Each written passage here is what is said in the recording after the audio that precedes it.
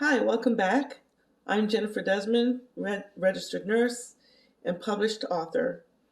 We have been discussing my first book, Overcoming the Pits of Health, a guide to achieving wholeness in every area of your life.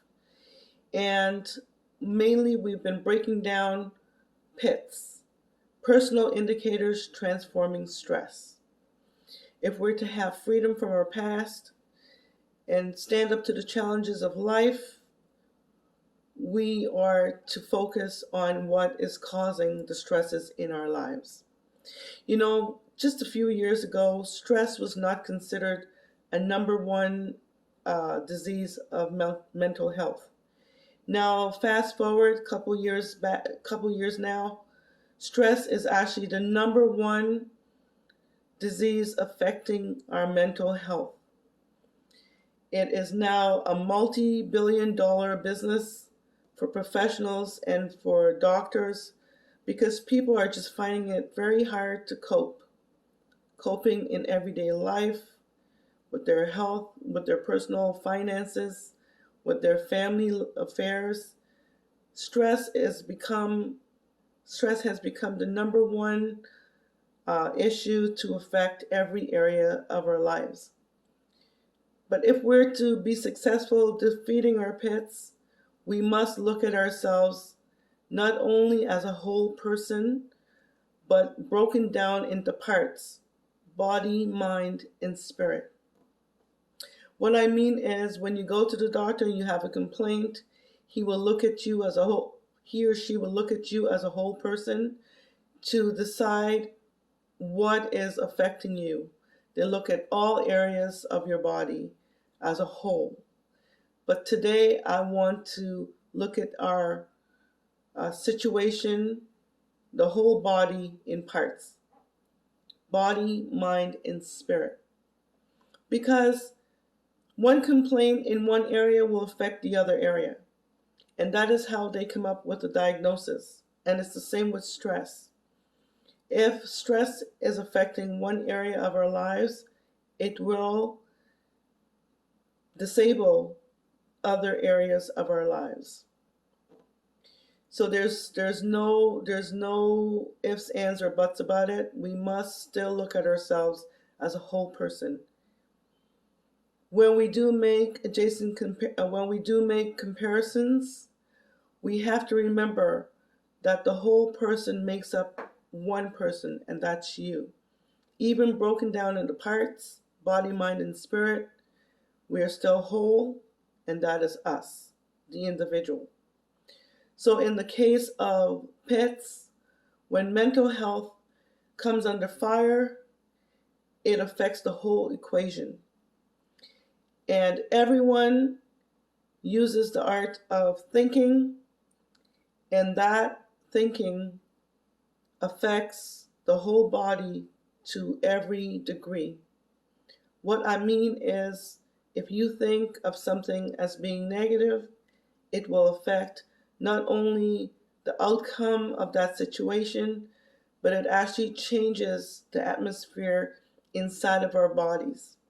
It changes the cells, the neurons, the chemical makeup to reflect a negative outcome that is normally what we will get when we don't have a proper focus. You've heard in the past, be careful what you think, because even thinking, even though we may not act on it, it also have the ingredients to change the chemical balances in our whole body, in our system, in our body, mind, and spirit. And this is something that has come to the forefront. There's many other authors out there who's written books about what you think, how you act, what you believe, because it does affect a person in whole. It does affect each and every single one of us, professionally and physically. So nobody is exempted from this. In a few years from now, stress, not only will it be the number one killer in health, but it will be the number one disabling disability that we can all have. So I'm just today going to tell you just to get your focus back, look at the challenges you're facing in life, figure out where they're coming from, find the strength to create a new goal, a new focus, even though it's hard. It hasn't been very easy for me as well, even as a nurse. And so it's the only way to get a new start, to be able to put us on the right path to thriving. And every one of us must thrive in order to have a better life. Overcoming your pits in health is not very easy, but it is very achievable. Start by maintaining a journal of how you feel when you go through certain things, how it affects you, what the outcome is, what you've done to change that, avenues, if you've sought any outside help, if it was effective, who's causing you stress, why is it causing you stress. I know right now in the pandemic, we're in January 2021, and the pandemic is still worldwide. We're going through the second wave. So a lot of people have a lot of stresses. Many of us, like myself, I'm claustrophobic, so I have to be outside the house once in a while, just so I don't feel like I'm trapped. But others, they're going through a lot more than that.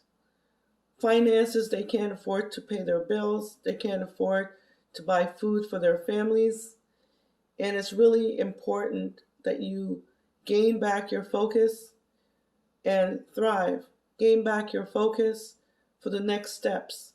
Gain back your focus so we can all come through this pandemic alive and well.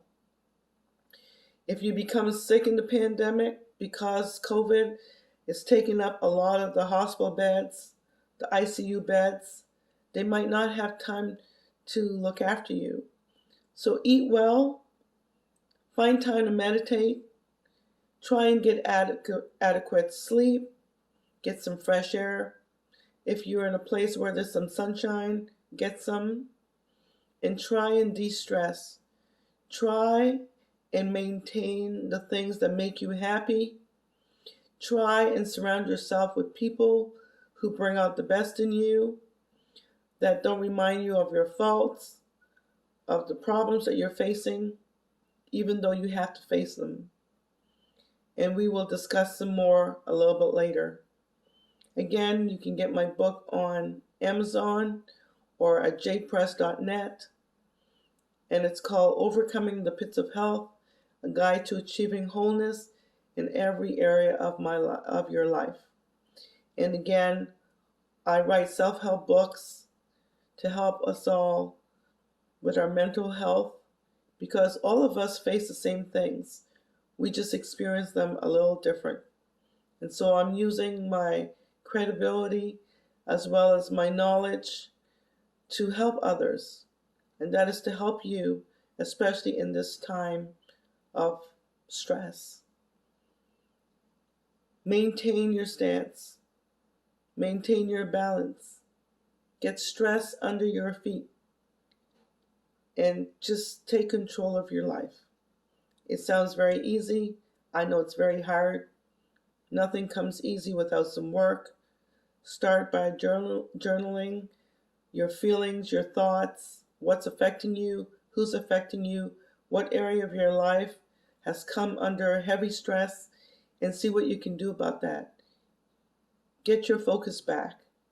Until next time, take care, and thank you.